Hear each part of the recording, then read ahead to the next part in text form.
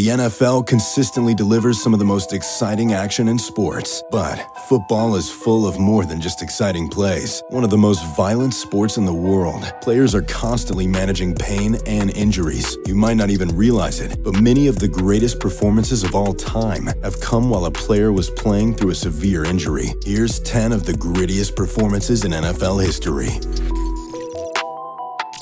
Terrell Owens, Super Bowl 39, 2005. Prior to the 2004 season, the Philadelphia Eagles were looking to get over the hump. The franchise was still looking for its first Super Bowl victory and was coming off a disappointing loss in the NFC Championship game. Luckily for them, All-Pro wide receiver Terrell Owens had requested a trade from the San Francisco 49ers. After prying him from the Bay Area, Owens joined an elite offense led by coach Andy Reid and quarterback Donovan McNabb. The team finished the season with the conference's best record at 13-3. However, in Week 15, Owens broke his leg and tore a critical ligament in his ankle. According to doctors, his season was done. But not to T.O. Owens believed the team was strong enough to make it to the Super Bowl without him and promised to be back for the big game. Sure enough, the Eagles faced off against the New England Patriots in Super Bowl 39. And while multiple medical experts insisted Owens sit out, he played on 62 of the team's 72 offensive snaps and led Philadelphia's offense. While the Eagles ultimately lost by 3 points, Terrell Owens nearly carried them to victory, hauling in 9 receptions for 122 yards, just 7 weeks after suffering a catastrophic injury. Terrell Davis, Super Bowl 32, 1998. While everyone knows Broncos quarterback John Elway, running back Terrell Davis was an integral piece to Denver's championship runs as well. In the 1997 season, Davis carried the ball 369 times, ran for over 1,700 yards, and scored a league-leading 15 rushing touchdowns. As the Broncos geared up to try and upset the Green Bay Packers in Super Bowl 32, Davis was a central part of their game plan. The only problem was Davis forgot to take his pregame medication to quell his chronic migraines. On his first carry of the game, Davis got hit and immediately suffered a debilitating migraine. His vision was severely impaired, and he could barely see. At that point, team trainers provided him with some migraine medication, but it wouldn't set in for some time. Still dealing with a severe migraine, Davis recorded 67 yards on 10 carries in the first half alone. The extended Super Bowl halftime aided his recovery a bit, but Davis wasn't fully back to 100%. What Davis had to offer was more than enough though, and he still wound up winning the Super Bowl MVP. In the end, Davis set the Super Bowl rushing record, amassing 157 rushing yards and 3 touchdowns on 30 carries in Denver's 31-24 victory. Walter Payton, Week 10, 1977. Everyone knows about the Michael Jordan flu game, but have you ever heard of the Walter Payton flu game? That's right. The Chicago Bears running back once played through extreme conditions as well. During the 1977 season, the Bears were fighting for a playoff berth and were set for a big game against the Minnesota Vikings. But the status of their most important player was up in the air. Payton caught the flu bug on Wednesday before the game and was dealing with severe symptoms all week. In the pregame locker room, Payton had a 101-degree fever and was shivering on the floor. But sweetness wouldn't be stopped. Under miserable, humid, windy, and cold conditions, Payton took the field and not only led the Bears to victory, but set the NFL single-game rushing record as well. On 40 carries, Payton scored Chicago's lone touchdown and recorded 275 rushing yards, a record that would stand for more than 2 decades. The Bears would go on to make the playoffs, and Payton would win Most Valuable Player. But neither may have occurred if Payton didn't pull out one of the gutsiest performances in league history. Emmitt Smith, Week 18, 1993. Heading into the final week of the regular season in 1993, the NFC East was still up for grabs. The preseason favorite Dallas Cowboys were heading to New York 1 game behind the division-leading Giants. The victor would finish with the best record in the conference and earn a first-round bye, while the loser would be forced to go on the road and play in the wildcard game. The Cowboys jumped out to an early lead, and Hall of Fame running back Emmitt Smith broke away on a 46-yard run. When he was brought down, though, he he stayed on the turf for quite a while. After gingerly walking to the locker room for an x-ray, it revealed Smith had separated his shoulder. Smith already had over 100 yards from scrimmage and could have relied on his teammates to get the job done. Instead, Smith retook the field through excruciating pain and gained another 78 yards from scrimmage. By the end of the day, Smith had 32 carries for 168 yards and was key in clinching the victory. Smith won the league's rushing title with the performance, and as NFC East champion, the Cowboys were on their way to a Super Bowl title.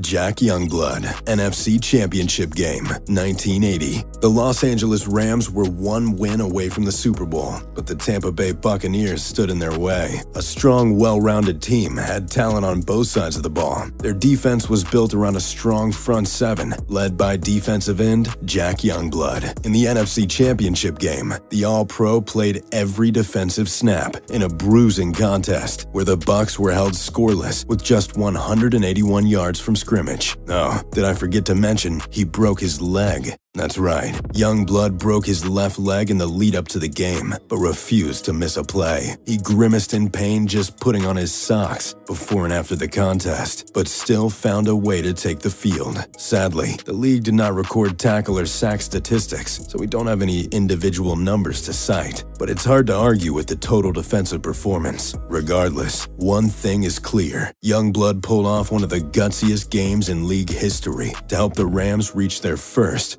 Super Bowl in franchise history. Eli Manning, NFC Championship Game, 2012. Former New York Giants quarterback Eli Manning is most celebrated for his 2 Super Bowl victories against the New England Patriots. What you might not know is he nearly missed one NFC Championship game en route to his second title. In 2012, the Giants were getting ready to face off against the San Francisco 49ers for the conference crown. What people outside the Giants organization didn't know was Manning's status was very much uncertain.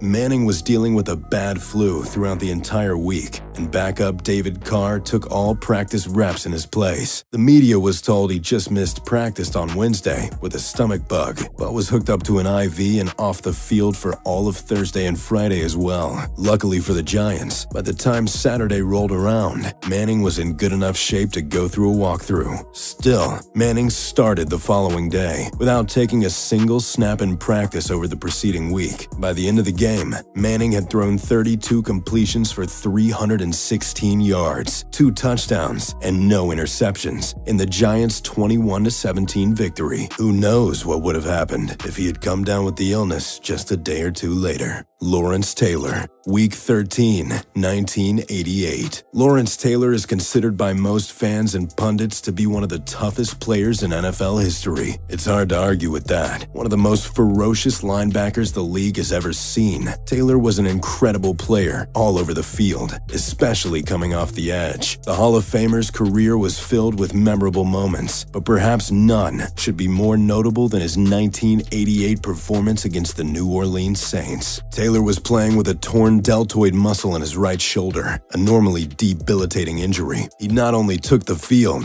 but recorded 3 sacks, forced 2 fumbles, and batted down a pass in the Giants' 13-12 nail-biting victory. The team would narrowly miss the playoffs just a couple weeks later, and that's probably why this performance has been overshadowed in most fans' memory. But don't be mistaken, New York was already missing 2 key defensive starters and was playing with a backup quarterback. Yet, Taylor led a debilitated team to victory with essentially one arm. It's hard to be more impressive than that. Philip Rivers, AFC Championship Game, 2008. Every sports fan knows the drill. When a player on your favorite team goes down with a knee injury, everyone's worried about one thing in particular, their ACL. It's almost routine for a few players around the league to miss an entire season when they suffer from a torn ACL. It's a brutal injury with a long recovery timetable. That's what makes Philip Rivers' ability to play in the 2008 AFC Championship Game for the San Diego Chargers so incredible. The Chargers would fall to the New England Patriots by a score of 21-12, but Rivers' performance was still impressive. In practice, just 6 days before the game, Rivers suffered a torn ACL and meniscus in his right knee. Both injuries themselves tend to cost a player an entire season.